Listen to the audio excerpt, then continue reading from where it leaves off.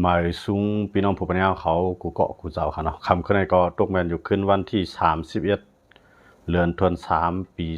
2525เฮาขามาหบทบยากันในขายามกลางค่ำค่ะเนาะคำขึ้นในก็เฮาขาเอาลองตั้ง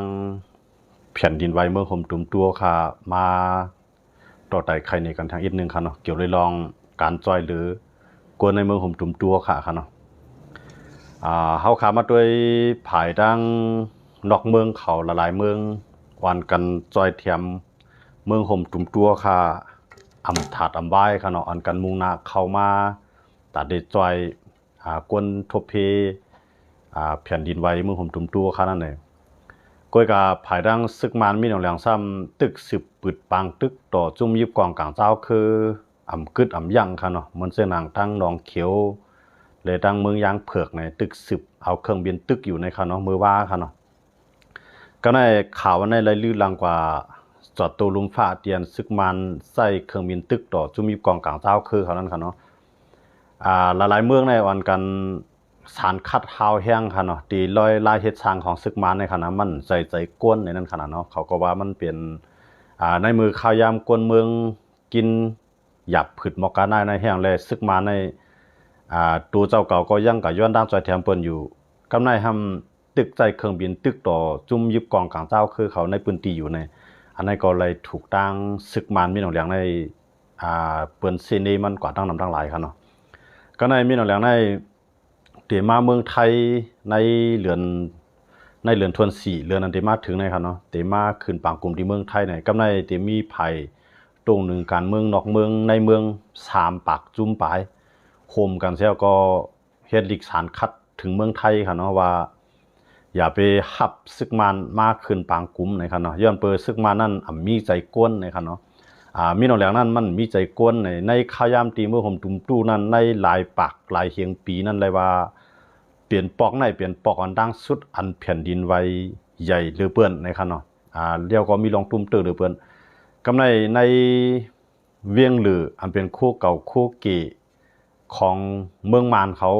ก็เลยกวนปั้งกว่าตั้งนำตั้งหลายว่าได้เป็นตั้งสกายว่าได้เป็นตั้งมันเตเลค่ะเนาะซึ่งในเลยเป็นอัน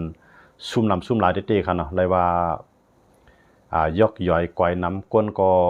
ต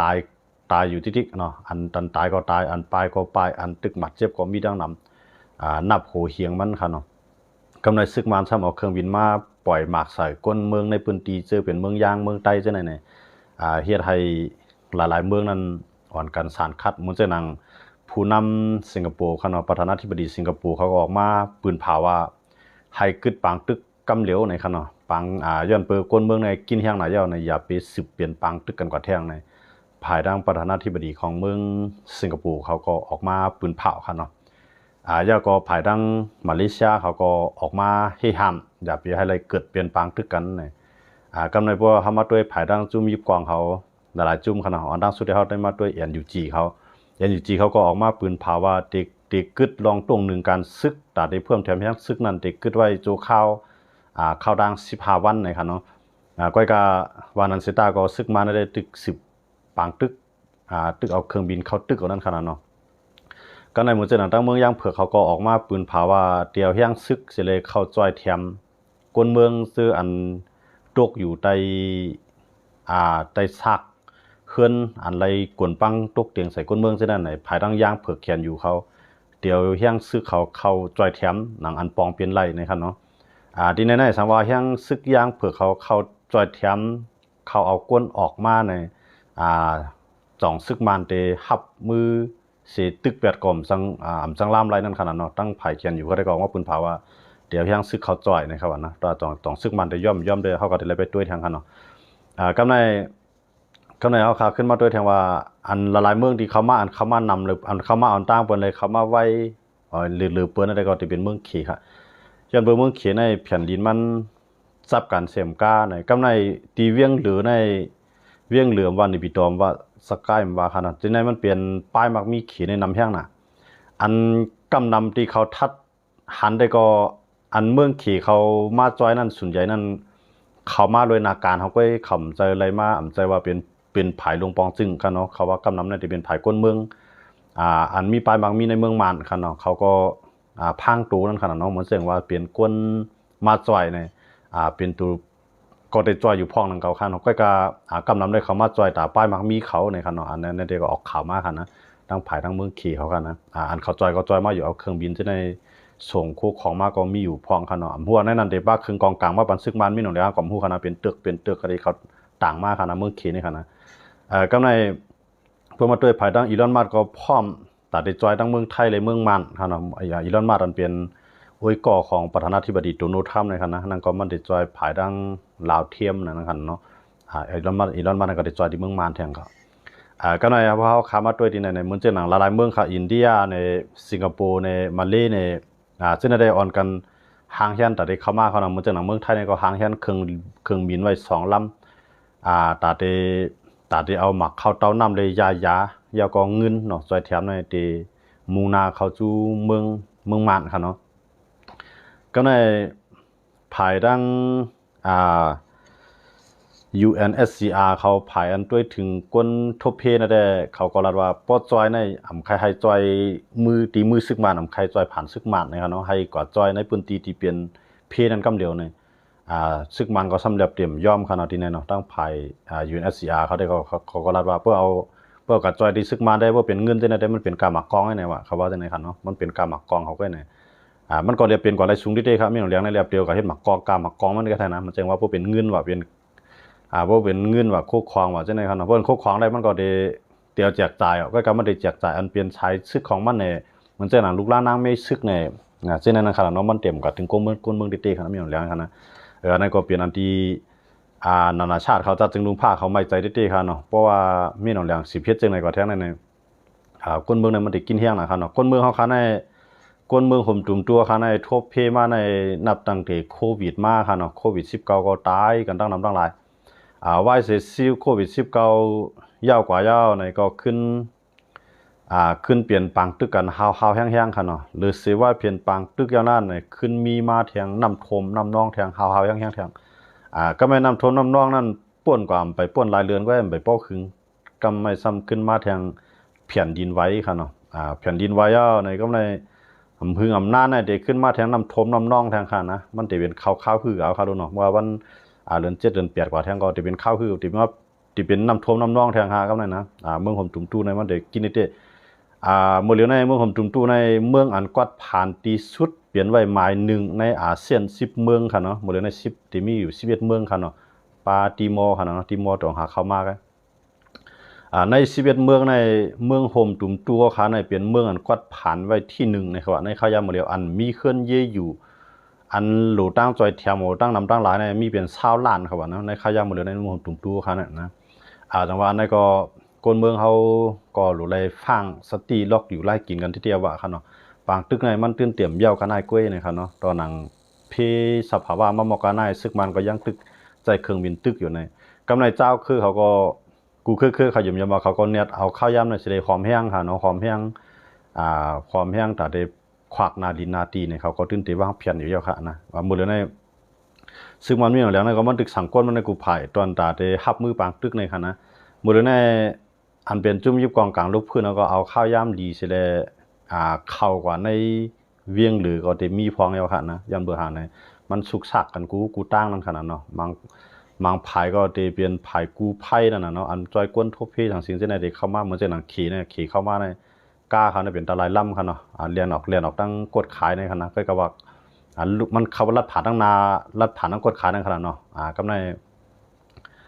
ซ้ำเป็นสเต็กขี่เขากำลังครับที่เข้ามานะครับกำในนะเป็นสเต็กขี่เขาตีเขามามีตื้นล่างไว้ในเมืองมานในก็เนียดมาด้วยนั่นขนาดเนาะก็เขาใส่ซื้อคู่กูไพ่เสียก็เข้ามาเนาะซื้อคู่อันจอยแถมก้นนั่นขนาดนะจอยที่อันตัดได้จอยแถมก้นเอาเครื่องมือทางสิ่งที่ในเข้ามาเนี่ยกำลังในเขามาตัวตีป้ายมังมีเขาไล่ลูกไกวกันนั่นขนาดเนาะกลุ่มมันนีเขาทางสิ่งที่ในไล่กลปั้งกว่าตั้งน้ำตั้งหลายเนี่ยอันในเมืองขี่เขาเนียดเข้ามาค่ะเนาะทางไรขี่เนี่ยมันปีใจดีใจหวานในเนียดมันตั้งหมดนะมันใจว่าใจใครมาจอยติๆค่ะมันตัดได้มาแกะขี่คู่ของมันนั่นขนาดเนาะยันเบอร์เวียงเหลือใน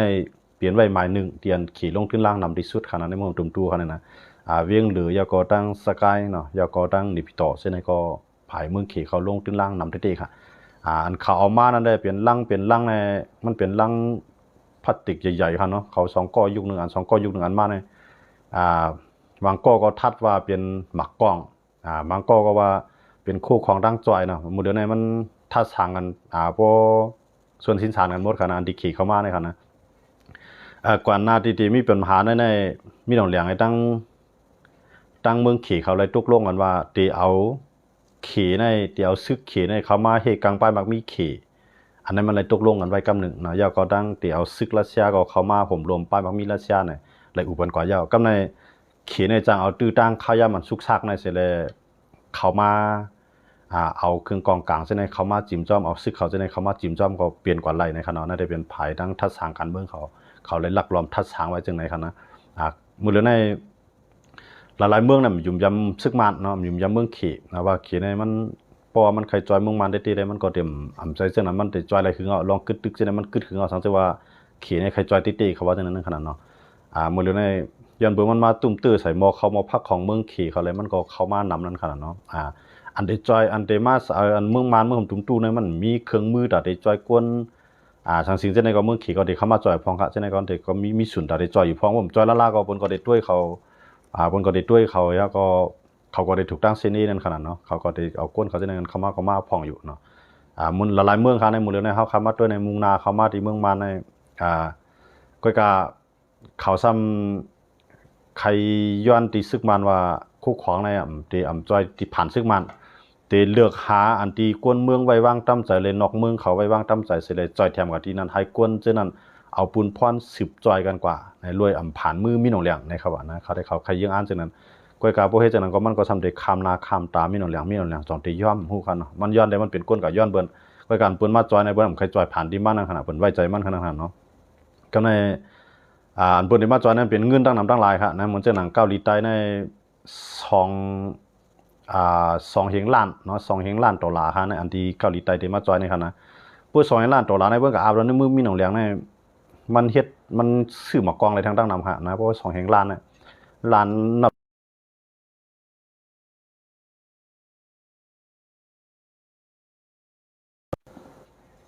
เพราะเป็น2เฮงล้านดอลลาร์เนี่ยมันซื้อหมักมือจืนยามอะไรทางตั้งนำค่ะนะในก็เกาหลีใต้เขาก็เลยฟังสติค่ะเนาะเรื่องว่าเขาก็ค่อยจอยผ่านซึ่งมานั่นขนาดนะมันมีลองยุ่มย้ำนั่นขนาดเนาะก็ในเพราะว่าเงินจะไหนพวกกับถึงที่มีหนองแหลงได้ยุ่มย้ำว่ามันตื่นเตะมันเจ๋งว่าคู่ครองเนาะคู่ครองอันเดจอยก้นเมืองจะไหนก็บ่นกับถึงได้มือมันได้มันเดียวกับจอยมันเจ๋งหนังลูกล่างนางไม่ซึกมันเนาะอันเป็นก้นปันแห้งมันซึ่งนั้นมันเดียวกับแจกจ่ายบันเจ้านั้นฮะมันเต็มถึงก้นเมืองซื้ออันมันเจ๋งหนังก้นเมืองเจ๋งลูกพื้นมันชานคัดออกมันนี่กลางใส่ดอกมันเจ้านั้นมันเต็มเอากับจอยค่ะนะย้อนว่ามันหลุดซื่อใจก้นของมันค่ะโลกำแฮมผายซื้ออันสารคัดต่อซึกมันก็ยันอยู่จีก็ตึกหาตั้งซอยแถมเขาเนาะก็ยันอยู่จีเนี่ยมันทำเป็นโลปองจึงหยานเมืองไงมันก็ทำมีอันหนาบ่ได้เข้าเมืองได้ก็ทำไรค่ะเนาะหรือเสียว่าก็ย้อนตั้งซอยแถมบนเมืองนั้นเมืองในให้มือซอยแถมมันจังนั้นขนาดยันอยู่จีก็มันมีเชียงตัดได้ตรงนึงตั้งปูนนั่นขนาดเนาะย้อนเมืองจังนั้นอะไรดังว่าอันจะได้เป็นอันมันเจอหนังในเมืองใต้เขาขาจะในก็ซื้ออันไรทบเพกว่าเนาะหรือไรมีไว้วิดีโอมันแคปหางมันมีไว้สักเสียหลักฐานมันหมดค่ะนะอันนั้นมันติดต่างย้อนไรค่ะเนาะมันติมีอยู่ตัวเตียนเวียงไผ่เวียงมันเนาะปืนตีแบบปืนตีมันคิงกลางไผ่คิงเหียงมันมันติมีไว้เอาค่ะนะแล้วก็เพราะว่าเปิ้นมาจอยมันเพื่อเฮามีสักเสียหลักฐานมันเฮือนเฮารู้แล้วกนปั้งก่อนมีลองรู้ซุ่มก่อนจะจึงลุงผ้าเขาได้เข้ามาจอยเอาค่ะเนาะอยู่แอนเขาได้เข้ามาจอยอยู่ก็ได้มามื้อนั้นเขาหางแฮนนั่นขนาดเนาะหางแฮนแต่ได้เข้ามามันเจอหนังตุนุธรรมกับปืนเผาอย่าว่าได้จอยเมืองมันเต็มที่ในค่ะนะมันเจอหนังประธานาธิบดีอเมริกันในค่ะนะเมืองตั้งได้ตุนุธรรมนี่มันสนใจครับเมืองตั้งนี่มันสนใจแล้วเมืองมันก็กลางมื้อนั้นมันเป็นเพสภาวะก็ซ้ำเป็นศูนย์กลางของซ้ำเป็นศูนย์กลางของแผ่นดินไหวนั่นค่ะเนาะเป็นห้อยเรือนอันใหญ่ที่สุดในเอเชียนะครับเนาะในเอเชียในเรียกว่าเป็นอันใหญ่ที่สุดนะครับว่ามื้อนั้นที่เมืองมานะครับนะอันใหญ่ๆมันที่เป็นห้อยเรือนห้อยโตกันนั่นใหญ่ๆมันในที่มีอยู่4ที่ครับว่าเมืองมัน4ที่ในป่าในเมืองใต้ที่1ครับเนาะเมืองใต้ทำที่มีที่ดองกี้นี่ครับว่านะห้อยเรือนตรงนั้นก็มันอันไหนได้มันไปงากกันเนาะมันไปงากมันไปเรือน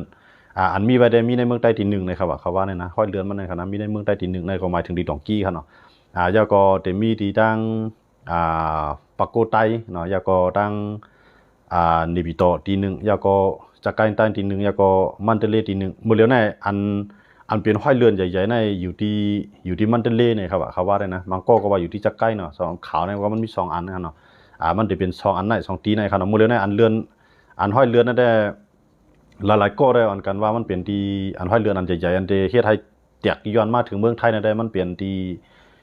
มันเตเล่เนี่ยครับเขาว่าได้นะทั้งเมืองไทยเขาได้เขารับไว้จังนั้นยันว่าจังนั้นได้หวังว่าจังได๋เฮาคามาด้วยที่ในเป็นอันลีไม่ใส่เตะๆครับเนาะเปลี่ยนลีไม่ใจเตะมันจะมื้อเลยได้ดองกี้ได้มันไปใจห้อยเรือนอีดองกี้ขนาดที่มันเปลี่ยนมันญาจากมันเลยค่ะนะมันญาจากห้อยเรือนของเวียงหรือเนาะของมันทะเลไงค่ะเนาะมันไปใจห้อยเรือนดีดองกี้บ่ห้อยเรือนดองกี้ในงากมันได้เป็นแท่งเมี้ยวค่ะเนาะเพิ่นห้อยเรือนดองกี้ในผาดกันมันได้เป็นแท่งเมี้ยวดองกี้นี่ก็เป็นห้อยเรือนนะครับว่าที่เขาว่านั่นค่ะนะทั้งเมืองทั้งภายทั้งเมืองไทยเขาว่าภาย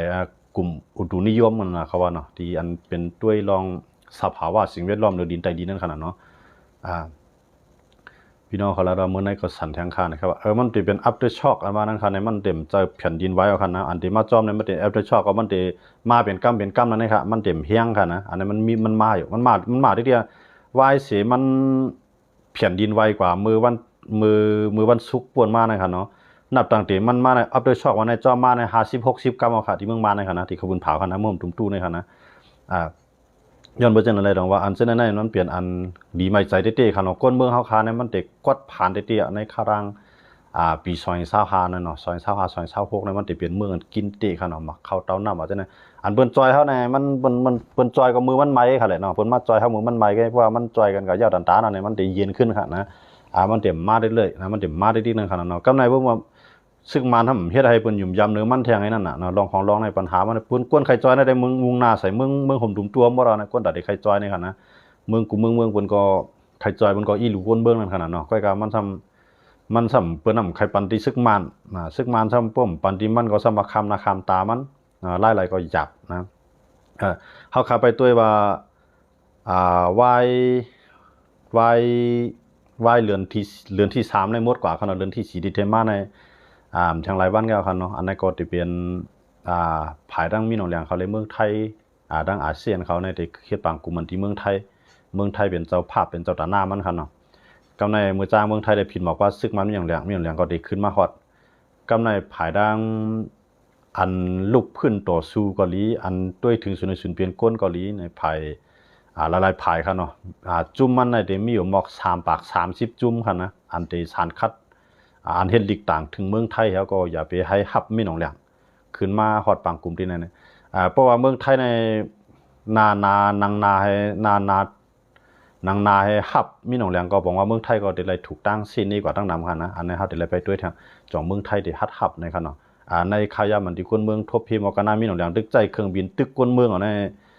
เหมือนจังว่าเมืองไทยฮับก็มันบอกว่าเมืองไทยในฮับหลายๆเฮ็ดสร้างของมีหนองแหลงนั่นขนาดเนาะจังว่าเมืองไทยก็ได้ถูกตั้ง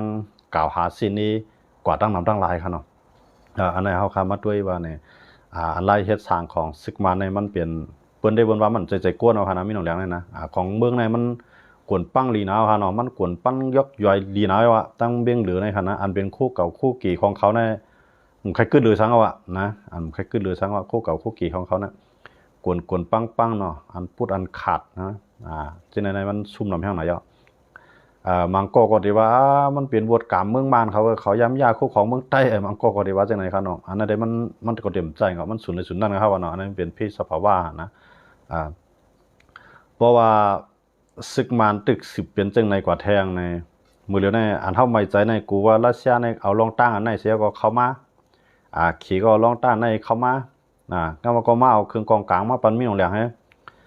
กำในซึกเขาก็นุ่งโคจอยก้นจอยนุ่งโคอันได้จอยถึงก้นทั่วเพในกำลื่นมามือขึ้นนะคันอยู่ด้านหลังไอ้ว่างเพียนปันมีหนองแหลงนะมันสั่งเปลี่ยนกว่าอะไรตรงไหนครับเนาะเพราะเฮ็ดจังนั้นได้ตาได้ลุกขึ้นมีหนองแหลงนั้นก็ได้หยับแทงค่ะนะกำนั้นเปิ้นได้จอยมาตั้งนำตั้งหลายจังนั้นก็กัดตกในท้องมีหนองแหลงมีหนองแทงเปิ้นไปผ่านเป็นน้ำตามมันอาจจะทำให้สัตว์เทขึ้นมากขึ้นก็เป็นกว่าไรตัวดำมันค่ะนะถามว่าจากมันหญ้าในมีหนองแหลงในมันก็หญ้าค่ะเฮือนของมันในก็กับมันสัมหญ้าตูมันขนาดนะมันก็เฮือนมันก็หญ้าค่ะเฮือนมันเหมือนจังเฮือนก็แคบเนาะเฮือนมันในกุ่นปังตั้งในมันก็ตั้งดอกจำเป็นสังตั้งในมันแตกจัดงักหมดอ่ะนะโคไหลจังซี่ในกุ่นปังหมดอ่ะของมีหนองแหลงนั่นนะดาเตมือเก่าขึ้นแต่อ่ำง่ายเย้า ขายอยู่เนาะเนี่ยมันเปลี่ยนอะไรง่ายๆเขาหรอกแต่เดี๋ยวมันเก่าเนี่ยมันเดี๋ยวเลยใจช่างเงินตั้งลำตั้งหลายค่ะนะแต่เดี๋ยวสร้างขึ้นเลยไปว่าเคลื่อนอันไรลู่เลียวกว่าละเซียนตั้งอันไรลู่เลียวก็ไอ้ก็แต่เดี๋ยวขึ้นสร้างขึ้นมีขึ้นเฮ็ดขึ้นในเงินในเดี๋ยวเสียงเทียงกว่าหลายแสนล้านค่ะนะว่าเป็นล้านปองมันค่ะนะเดี๋ยวเสียงกับเทียงหลายแสนล้านอ่ะก็ในเซียนตั้งเหลียวในมันเดี๋ยวไรหลู่ไรต่อส่งในช่างว่าใช่ไหมไปว่าสร้างเขาค่าขึ้นกับด้วยขูเรียกของอันคำนำอีราวดีนั่นค่ะนะอันนั้นก็ใหญ่ว่าใหญ่นะอันนั้นก็อายุมันก็หึงหน่อยว่าแต่มือปานเกี่ยวปานเพิ่นว่านะวันมื้อนั้นกวนปังกว่าขนาดนะกวนปังลงกว่าฮักพุดลงกว่าฮู้หลายตอนเอาค่ะนะทีนั้นแต่ได้มีขึ้นทีนั้นก็ง่ายๆค่ะนะมื้อนั้นซึกมาในการค้าการขายมันจังกับขายจู้ไผเขาโลนะขายกับจู้ยุโรปก็มันจังน่ะตั้งขายมันในกว่าละอยู่นึงในกว่าดังบังกลาเทศก็มันจังเตี้ยๆย้อนบ่อยากขายเขายืดเราทั้งหมดนะมันจังกว่าเตี้ยอันขายได้ลีๆในกว่าดังอินเดียกว่าดังเขก็ได้เลี้ยวขนาดมื้อเลี้ยวกว่าดังเขที่เตก็ได้มื้อนั้นย้อนว่าไหนมันญาติจะมีกองกลางเจ้าคือเขายึดไว้เอาในเมืองใต้ปากไปหาลักนำจังแลนเตเนาะไล่การค้าการขายก็บ่ไล่เตว่าไล่มีหนเหลียงนั้นมันรายจ่ายมันเอาเครื่องบินกว่ายิวกูวันนั้นมันเสี่ยงน้ำหนาวอ่ะนะการน้ำมันเครื่องบินในมินคืน1กำก็ในพอเป็นเมืองไทยค่ะนะพอเป็นเมืองไทยเครื่องบินเนี่ย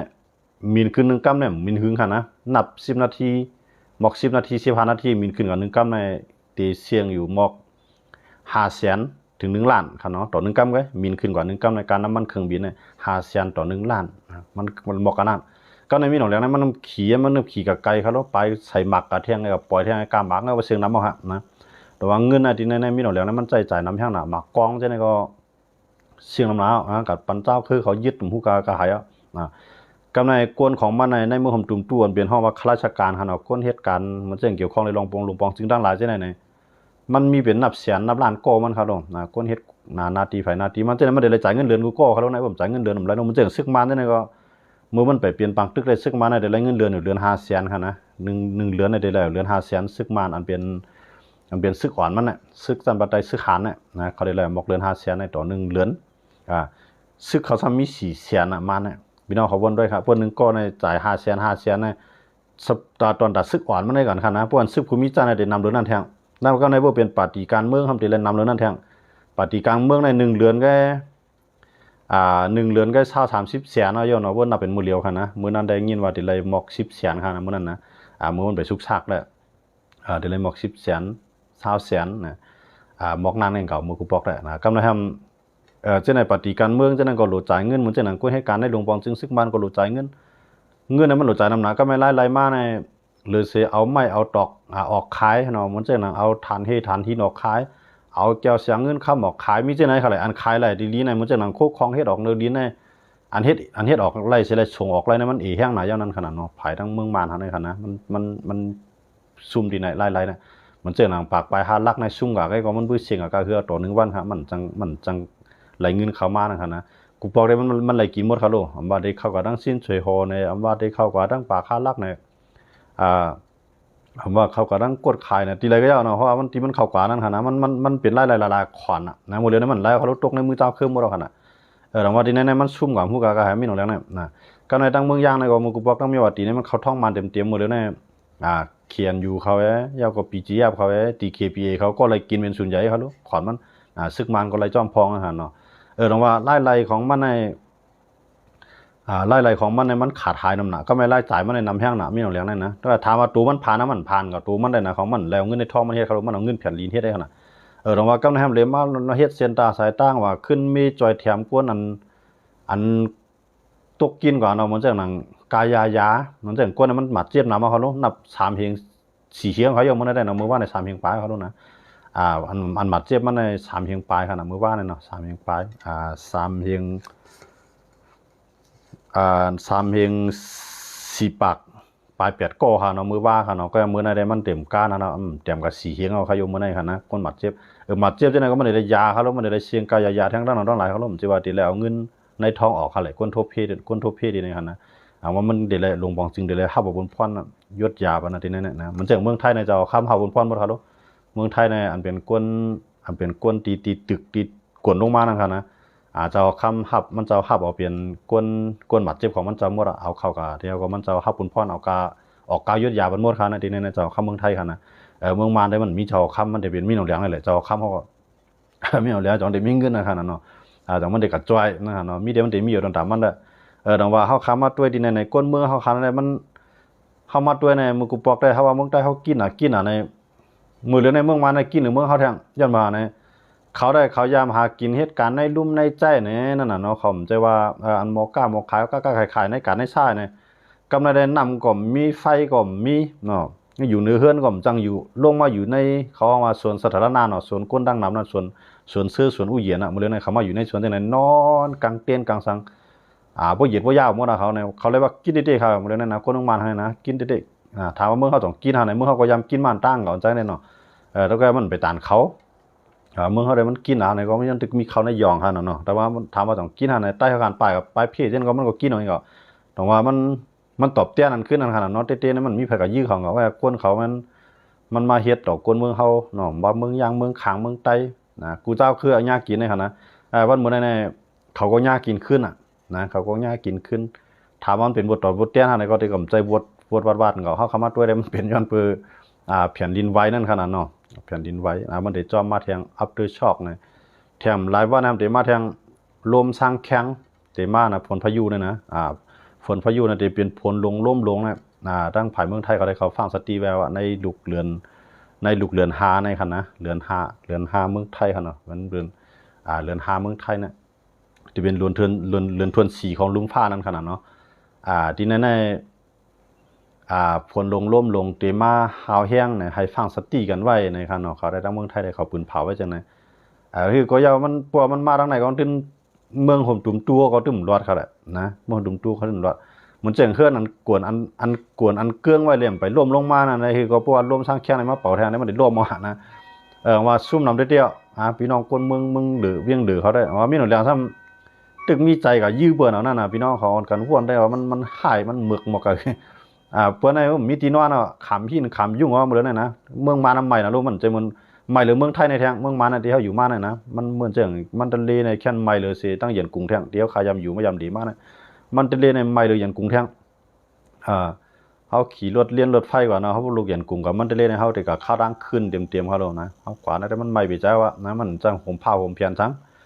ก็ในสมัยยาข้าวใหม่เตรียมๆในซ้ำมีภาคกลางยุ่งเนาะกลางก็มันไหลเลยนะมานอนจอมเจสวนอู้เหยียนปั้นแฉนนะฮะเนาะที่มานอนจอมเจน่ะสวนสาธารณะบ่ไทยของว่าสวนสาธารณะน่ะมานอนจอมกันมันก็ไม่ยุ่งก็เหลืองน่ะเมืองมานะยุ่งก็ทนนะหนาเลยเมืองไทยเนี่ยยุ่งเนี่ยไม่กันในฟันรวมก็จังไสนะไฟมีฮัลโหลไฟสายไฟในร่วมหมดนะเสาไฟในร่วมหมดร่วมน้ำหนาวเมืองมาในไฟก็กินหมดเลยนะผมว่ามันเขาได้ตุกเด้วมันตั้งตุกในคั่นนะตั้งเมืองมาในเหมือนตั้งตุกมาไล่รีว่าเขาแล้วว่าเมืองเฮาตุกค่าในเขาใจก็เมืองเฮาเขาก็ตุกก็นะเมืองเขาก็ตุกก็กะพวกเฮาบ่อยู่บ่กินในคนเมืองเขาได้อย่างตีสุดมันก็เขายังมีเตือกไข่ลอกนาตีสุดมันก็เนาะว่าเมืองเฮาได้เฮาตุกย้อนบ่เฮาหมอพ่อมาในเขาดูนะเพราะว่าเมืองเฮาได้บ่เฮาหมอพ่อมาแน่ปีกินกันแน่หมรวมกันคือเฮาหนังกันเฮ็ดได้มันมีลองตุกข้างอะไรเมืองเฮาไหนนะมันอันตุกก็มือซึกมันมาปีกินเฮานั้นก็ได้สังว่าเฮาหมอพร้อมกันนะเฮาตุกย้อนบ่เฮาหมอพร้อมให้หาคนเมืองเฮาไหนก็ปีกินเมื่อปีกินก็ไปซึกเจ้าคือนั้นว่าปีกินคือในนี่มันตุกย้อนบ่จังได๋คั่นแหละเมืองเฮาหั่นน่ะซึกมันก็บ่มีแฮงได้เตี้ยมื้อเดียวนี่แต่ว่าบางเฮาก็มีแฮงมื้อเดียวนี่หรือสิมาทั้งเครื่องบินในมือกว่าก็นะแต่ว่าบ่กวนเฮาคนเมืองเฮาหมอพร้อมกันเนาะคนซึกเฮาก็เฮาว่าเนาะคนซึกเฮากูคือหมอพร้อมมานี่ได้มันก็ได้เป็นมันก็ได้อยู่ง่ายดมใจหรือซื้อเวียงเหลืออยู่ที่นั่นขนาดเนาะเวียงเหลือได้เมืองมานั่นได้อันใหม่เลยบนนั่นเป็นเวียงเหลือว่ะใหม่เลยบนหมดเวียงเหลือนะใหม่เลยยันกรุงแท้งนะเฮาขายำอยู่มาได้เมืองเหลือในใหม่เลยยันกรุงแท้งกำลังเข้าใหม่เตรียมมาเขารู้นะต้องเมืองเกียงใหม่ในก็เมืองใหม่นะในข้าวดังหลายวันมาในใหม่นะกำลังก็ขึ้นมายาเขาได้นะเผลอใหม่เนาะกำในไฟก็มีเขายำอยู่อันเฮือนกวนจังนำจะเฮือนกวนผ่านในก็เขาแหละนะอันเฮือนกวนเฮือนปังจังได๋เป็นเฮือนสัตเทียมนั่นล่ะเพราะมันผู้มันสัตเทียมมีเงินมันอยู่ไรเขารู้เฮือนเจ้าเตียกว่าในหั่นนะ